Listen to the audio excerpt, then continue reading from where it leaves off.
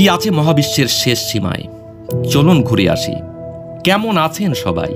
Dot fact বাংলার নতুন ভিডিওতে সবাইকে স্বাগত জানাই। আপনার মনে কখনো তো এই ভাবনা এসেছে যে এই মহাবিশ্বের শেষ সীমানায় কি আছে?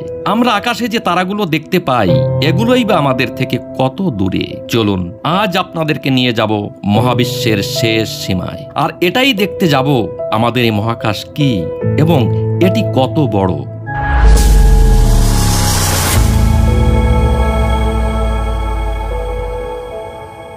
আমরা যখন পৃথিবী থেকে 12 কিলোমিটার উপরে যাব, তখন আমাদের এখানে শেষ হতে যাচ্ছে ট্রপোস্ফিয়ার। এই উচ্চতায় বায়ুমণ্ডলের 80% ভর লক্ষ্য করা যায়। আমরা যে সব প্লেনগুলো আকাশ দিয়ে উড়ে যেতে দেখি, তার বেশিরভাগই এর উপর দিয়ে যায়।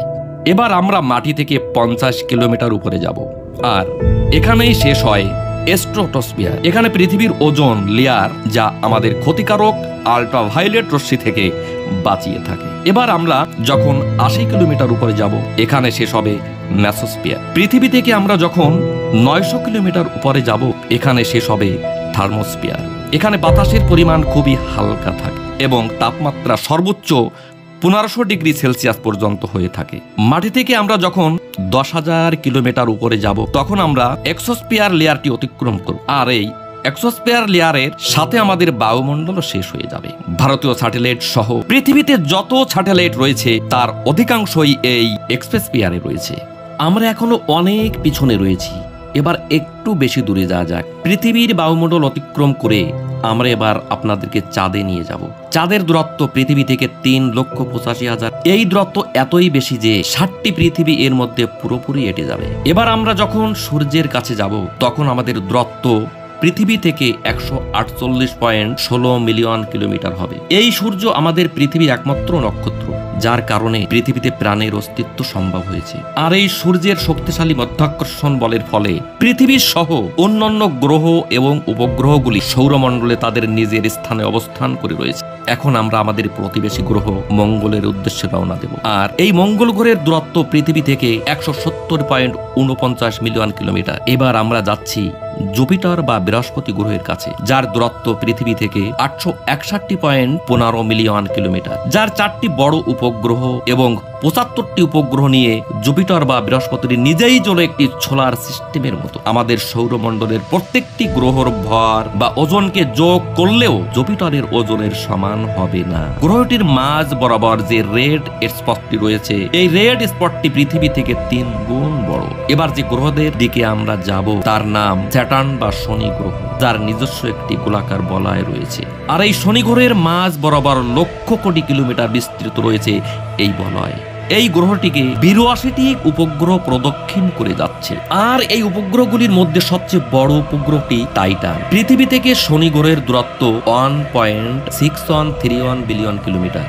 বাকি গ্রহগুলো দেখতে গেলে আমাদের অনেক সময় লেগে যাবে। চলুন বাকি গ্রহগুলোকে এড়িয়ে আমরা বেশ কিছুটা আগে যাই। আগে যেতে যেতে আমরা চলে এসেছি মানুষের দ্বারা সৃষ্ট ভয়েজার 1 স্পেস প্রোবটির কাছে। পৃথিবী থেকে ভয়েজার 1 এর দূরত্ব 138 AU। আপনারা হয়তো ভাবছেন AU আবার কি? AU এর অর্থ হলো অ্যাস্ট্রোনমিক্যাল ইউনিট। পৃথিবীর সেন্টার থেকে সূর্যের সেন্টারে যা দূরত্ব থাকে, সাধারণত 1 AU বলা হয়। তার মানে ভয়েজার 1 পৃথিবী আর সূর্যের যে দূরত্ব, তার চেয়ে 138 গুণ দূরে অবস্থান করছে। তার মানে আমরা এখন 21 লক্ষ কোটি বছর দূরে চলে এসেছি। আপনি যে ছবিটি দেখতে পাচ্ছেন, সেটি ভয়েজার 1 স্পেস প্রোব দিয়ে তোলা। যে ছোট বিন্দুটি আপনি দেখতে পাচ্ছেন, এটিই আমাদের পৃথিবী। হ্যাঁ, আপনার দেখার সে বিশাল সমুদ্র, বড় বড় পাহাড় পর্বত, বড় বড় বিল্ডিং, আপনার পুরো পরিবার, বন্ধু বান্ধব, সবাই এই বিন্দুটির মধ্যে।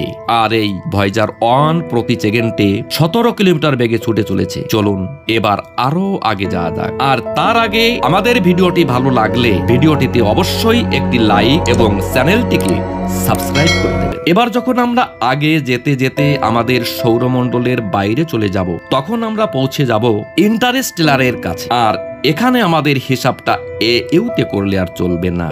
এখন আমাদের লাইট ইয়ার্সে হিসাব করতে হবে।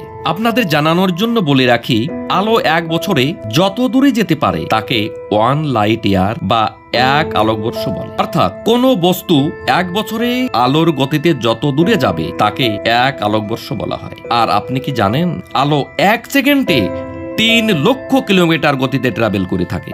আরো আগে যেতে যেতে এবার চলে এলাম প্রক্সিমা তারার কাছে, যা আমাদের সূর্যের পর সব থেকে কাছের তারা। আর যে তারাটি আমাদের পৃথিবী থেকে দূরে, মানে 4.5 আলোকবর্ষ দূরে। এখানে যদি আমরা আলোর গতিতেও পৌঁছাতে চাই তাহলে আমাদের প্রায় 4.5 বছর সময় লাগবে। আর যে ভয়েজার 1 স্পেস প্রপটি পেছনে রেখে আসলাম, ওটারও প্রায় 70,000 বছর সময় লেগে যাবে এখানে কিন্তু আমরা তো চলে এলাম ঠিকই। আমরা তো দেখেছি আলোর চেয়েও বেশি গতিতে ভ্রমণ করছি। এবার আমরা আরো সামনে যেতে যেতে আমরা আমাদের মিল্কি ওয়ে গ্যালাক্সি থেকে বাইরে বেরিয়ে যাচ্ছি। আমাদের এই মিল্কি ওয়ে গ্যালাক্সি প্রায় 1 লক্ষ আলোকবর্ষ এলাকা জুড়ে রয়েছে। আমাদের এই গ্যালাক্সিতেই আমাদের পৃথিবী, আর এই সূর্যের মতোই আরো 100 বিলিয়ন গ্রহ নক্ষত্র রয়েছে।